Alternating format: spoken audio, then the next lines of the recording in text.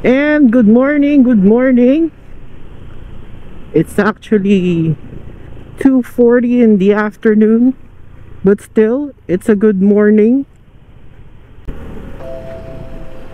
For today's video, babiyahe ako papuntang Tondo, Manila. Because today, ay magkakaroon kami ng event sa church called The Worship Night. So, babiyahe tayo ngayon, pupunta tayo ng Manila. Oh no, no left turn.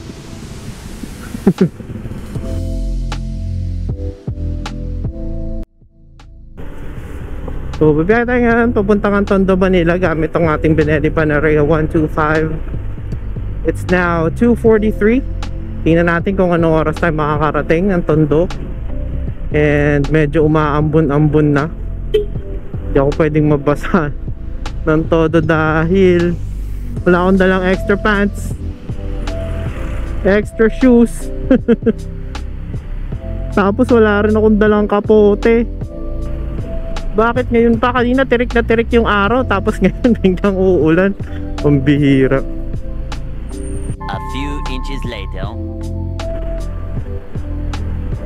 So ayun, pagdating natin ng mga bandang Arcontica, no, going sa Litran, tumigil na nga yung or wala nang ambon dito sa part na to, no. Sa abang bumabiyahe tayo today, no, naisip ko I want to share with you guys bakit ba nagustuhan natin tong Benelli Panarea 125. Also gonna share with you some cons na na-experience natin with our 1.5 years of ownership nitong Benelli Panarea 125. Pisahan natin sa mga pros, no? The number one, and I think isa rin to sa mga pros ng mga kumukuha ng Benelli Panarea 125, is its classic looks. Hindi mapagkakaila, no? Every time or anywhere I go, pag na-stuck sa traffic, may kasabayan ka nagmomotor, even sa mga checkpoints, lagi silang nagagandahan, napopogian sa ating motor. Pero may times din na napagkaamalan tayong e-bike. Kasi meron daw kamukha tong e-bike, itong Panarea. One time tinanggihan ako sa car wash, yung mga naglilinis doon. Sabi nila hindi raw sila nagka-car wash ng ganito kasi may mga wirings daw, may mga electricals daw na masisira pag nabasa. So yun, classic looks number one. Kasi pag napag-usapan yung mga classic scooters, number one na papasok dyan, Vespa, yung Royal Alloy, Lambretta. There's also Kymco, the Kymco like 125 and 150. Ito pa ba? Yamaha Fazio, Genio. What else? So kung may na-miss pa ako, comment nyo na lang sa baba. Number 2 na nagustuhan ko sa Benelli Panarea 125 is its price for a classic scooter. Nung nakuha ko itong Panarea ko, its SRP is at 88,000 pesos. Pero ngayon, I think the SRP is now at 95,000. I compared it sa ibang classic scooters, and for me, no, yung pinaka-bang for the buck, the one who ticked all of the boxes, the looks, specs that I'm looking for a Sunday ride classic scooter, na-checkan lahat yun ng Panarea, and it's only 88,000 pesos nung nakuha ko to.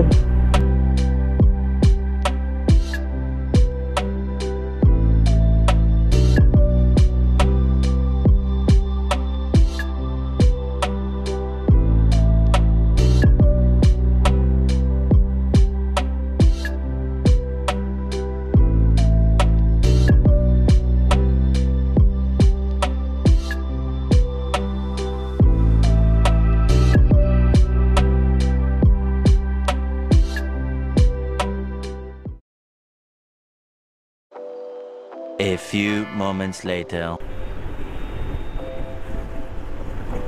So, yung number 3 na pro sa mga pros ko for this motorcycle is the availability of parts. So, maraming nagsasabi, ano yan, Chinese motorcycle yan, Chinese brand yan. Yes, Benelli is an Italian company na nagma-manufacture ng motorcycles nila sa China. The good thing is, yung planta ng Benelli is actually here in the Philippines. I think nasa Carmona ata, if I'm not mistaken. Yung lagi kong pinupuntahan if I need some repairs or if I need some parts, which is Benelli silang, bikers din silang. Madali kaming nakakakuha ng parts. Like one time kinailangan kong palitan tong aking right switch. Madali lang din namin napalitan. Natumba yung motor ko before kasi naatrasan ako ng e-bike. So, nakapark yung motor ko sa bahay, tapos naglang naatrasan ng e-bike. So, nabali yung aking yung left foot peg nitong motor natin, and nakabili naman agad tayo ng part. Eventually. Time check, it's 3:30. Suminong muna tayo dito sa Shell pagtawid ng Sapote kasi nabutan tayo ng ulan. So kanina pinag-uusapan natin yung mga pros ng Panarea. Let me also share with you yung mga cons na na-experience ko sa motor na ito. Syempre, there's no perfect motorcycle. We all have our wants and wishes. And para sa akin, ito yung aking mga cons. Number 1 is the lack of aftermarket, or hindi naman the lack, pero yung kakulangan ng the lack. Kung wala masyadong available na aftermarket parts para sa motor na to. Yung na-share ko sa inyo kanina, no, na yung CVT ko yung CVT parts ko napalitan na. Pero the CVT parts that I got for this motorcycle is not specifically made for Panarea kasi 'di ba? Gaya ng ibang motor, kung Aerox makakabili ka niyan eh. Tama, RS8 na CVT set, tong Aerox. Isang set na 'yon. Tatawag namin dito sa mga parts nito chop suey kasi iba-ibang motor yung ginagamit namin. Tapos yung iba niyang parts wala pa talagang available na aftermarket. Ako ang hinahanap ko, tire hugger. Yan, kasi laging napuputikan. Ano na, ganito, umuulan, babiyahe ka. So wala akong mahanap na tire hugger na kakasya para dito sa Benelli Panarea.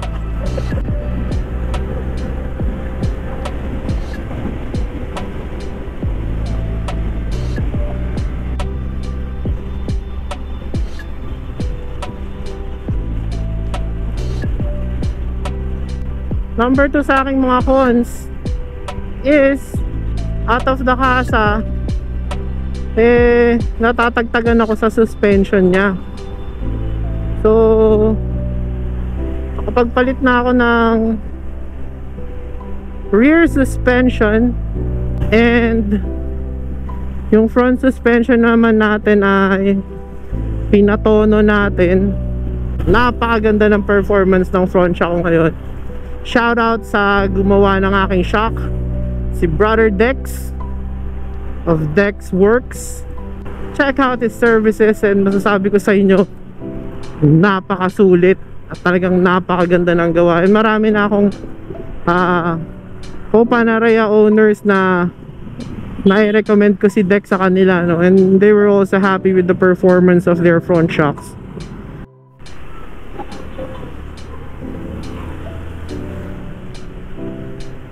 And so ayun, ang ating number 3 cons, o pangatlo sa ating cons list, is medyo pricey yung mga accessories na available para sa Benelli Panarea. Marami kasing mga available accessories. Accessories naman to na pwede nyo ikabit sa inyong Panarea para mas lalo siyang pumogi. Merong windscreen, merong front rack, may rear rack na may sandalan, may mga leather bags and all that accessories, seat covers. So maraming available na accessories, pero medyo pricey. So for example na lang, no, yung unang windshield na kinabit ko dito sa aking motor, yan. Ito kasing windshield ko, bago na to, pinalitan ko na. So yung first windshield ko from JM Mirasol, it costs around 3,500. So stainless naman yung brackets niya and acrylic yung pinaka windscreen, and I got it for 3,500 pesos. Medyo pricey siya kung ikukumpara mo sa mga accessories na available like for Fazio or for Kimco. Yung mga windscreen nila, yung mga nakikita ko sa Shopee for Fazio, mga 1.6, 1.5, ganyan. So yung kay Mirasol, that time kasi yung pala yung available, it's for 3,500. So medyo nagsawa na tayo sa look na yun kasi clear yun eh. Ang tema kasi ng motor ko dati is red and chrome. So ngayon nag-switch tayo to red and black. So I opted to get a smoked windscreen, and this costs around, I think, less than 2,500 pesos.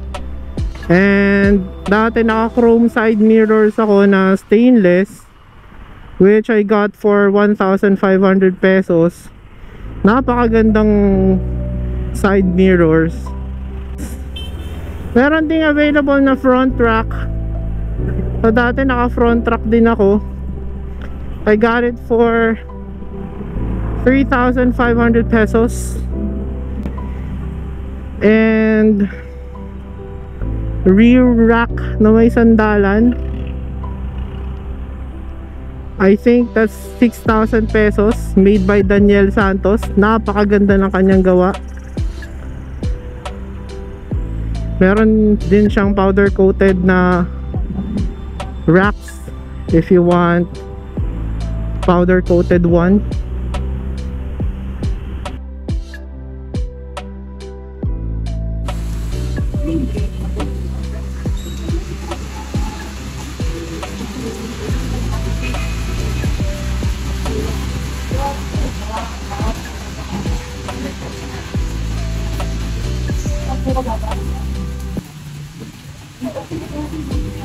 Two hours later. And so ayun, no guys, time check it, 6:41 PM. Nabot din tayo ng more than 4 hours na biyahe, and nakarating na tayo sa ating destination. So grabe yung pinagdaanan nating ulan at baha, no. Hindi ko na video kasi grabe talaga, lubog na lubog, pero kinaya naman, and na-test din yung kapit ng ating bagong gulong na V-Rubber. So I think that's it for today. I'm gonna end the video here. Stay safe everyone, and God bless.